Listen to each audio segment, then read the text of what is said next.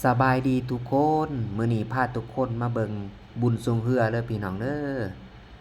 สำหรับมื้อนี้ก็ฟ้าแจ้งแจ่างป่างคนหลายพี่น้องเอ้ยบรรยากาศบุญทรงเรือพาทุกคนมาเบิ่งไปเบิ่งนำกันเลยคนสนิทของบรรดานักที่บ้านที่มาจากบ้านของตัวเองเนาะแล้วก็ได้ร่วมรู้ใจน้ำบรรดานักที่บ้านและกับบรรดาการที่นักร่วมเนาะดูบริบาล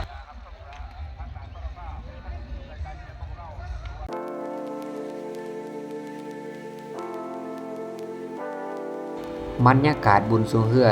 ปีนี้นครปากเซถือว่าคึกคืนหลายพี่น้องเอ้ยคึกคืนบรรยากาศก็ผู้คนมากหน้าหลายตามาจากหลายถิ่นหลายบอนเนาะอันนั้นก็จะเป็นฝั่งทาหินเด้อฝั่งทาหินเบื้องข้างนั้นเนาะข้างพระเจ้ายืนอยู่นี่ก็เป็นเบื้องวัดหลวงเด้อพี่น้องเด้อเบื้องวัดหลวงสำหรับผู้ใดมาก็ถือว่าได้สัมผัสบรรยากาศตัวจริงเนาะพี่น้องเนาะผู้ใดที่บ่ได้มาก็รับชมรับเบิ่งในโทรทัศน์ในช่อง YouTube หรือว่าผู้ที่ว่าเพิ่นเอาลงในเฟซใน LINE ก็ดีเนาะคือว่าบ่ได้มาโดยตัวเองก็แต่ว่าก็ได้เบิ่งผ่านโทรศัพท์ก็สำว่าได้มาเนาะพี่น้องเนาะ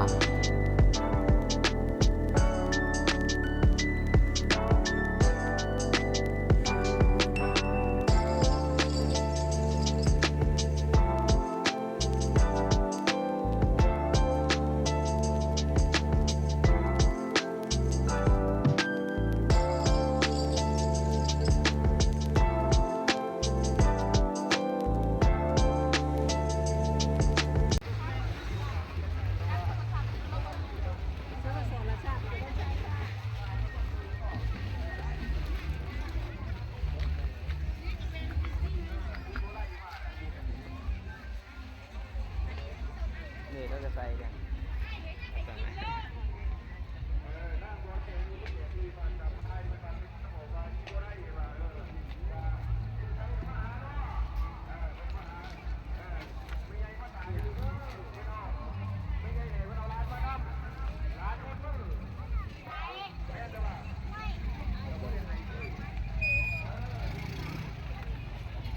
อีเมน้องคันว่าไม่บ้านเบิด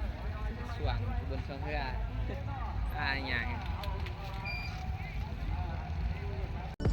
สำหรับมื้อนี้ก็จะบ่ได้มาพากบอกว่าเรือ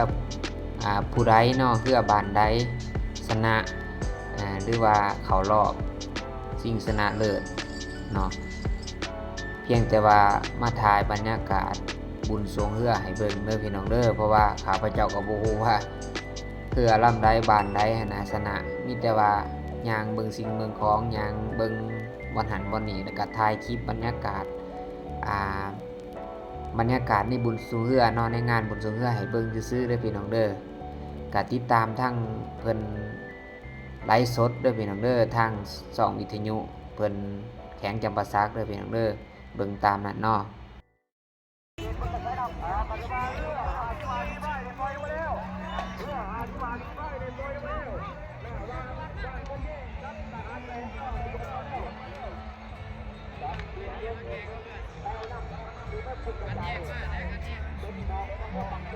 ตอนนี้เรือคันแยงกับปกส.แข็งกำลังลงมาเนาะกำลังสวงกันลงมาเนาะคันแยงกับปกส.แข็งเด้อพี่น้อง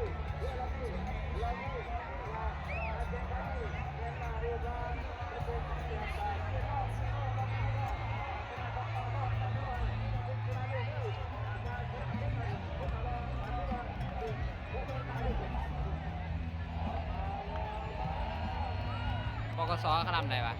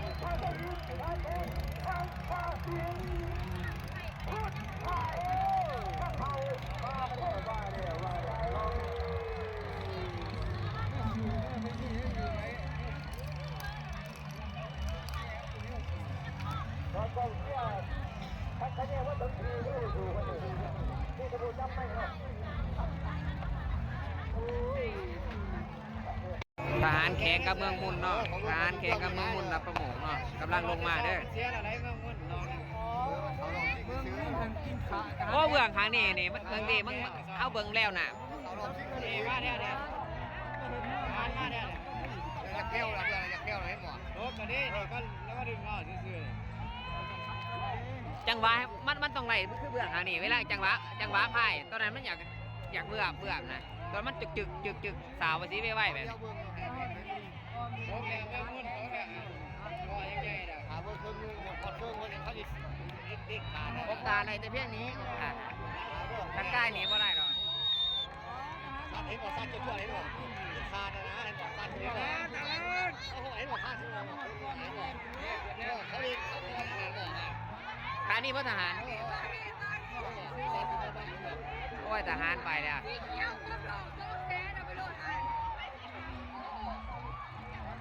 ว่ามันโดนน้องเขาเป็นขอดแจงเจ้า โอกาสตัวนี้นะโอกาสตัวนี้นะโอกาสตัวนี้นี่มัน เต็มแล้วไอ้บอกไอ้บอก บอกอะไรได้โอกาสตัวนี้ขั้นเพิ่นเอาอีดีดอฮะอาจจะได้ข้างนี้มันคือเลี้ยวน้ำข้างนี้มันคือมอนดีเนาะ เพราะมันจะห่วยด้วยหรอ อยากฝืนเนาะวันนี้เนาะได้ยังไงวะ ได้หรอ อยากสีฝืนเนาะวันนั้นเนาะ นี่สีซ้าใส่เพิ่นได้หน่อย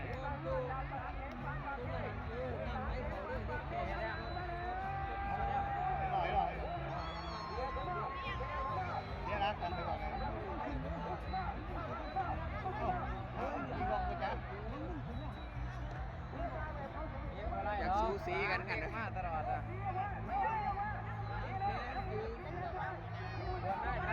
ก็ไม่เด่น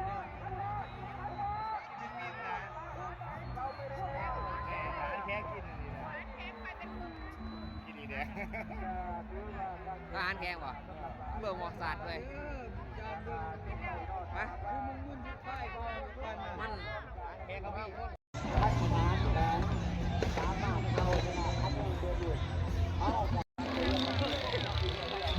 เอาไป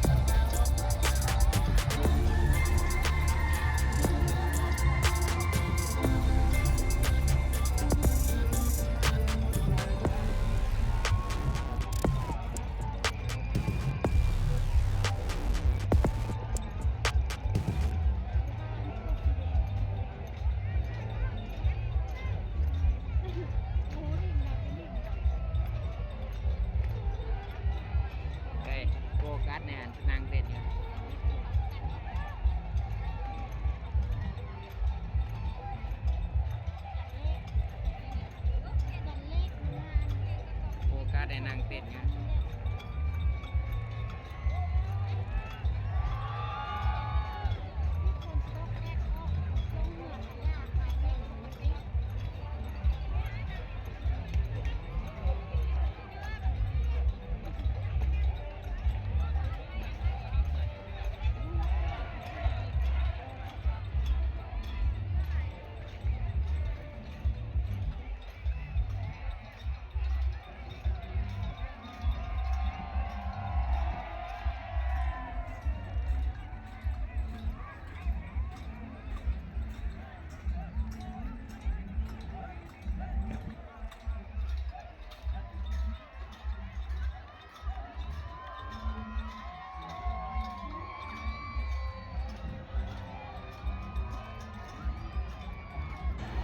และนี่ก็คือบรรยากาศการสวงเรือมือสุดท้ายเนาะ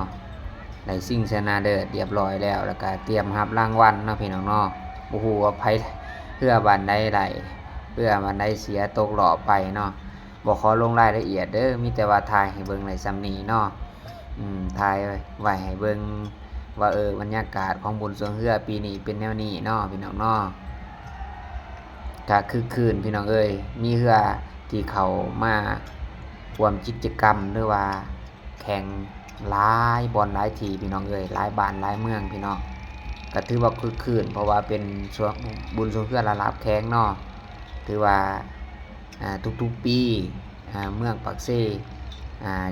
แข้งจำปาสักหรือว่าลาวไต่เนาะก็สิคึกคืนแบบนี้แหละแต่ละเทื่อเนาะ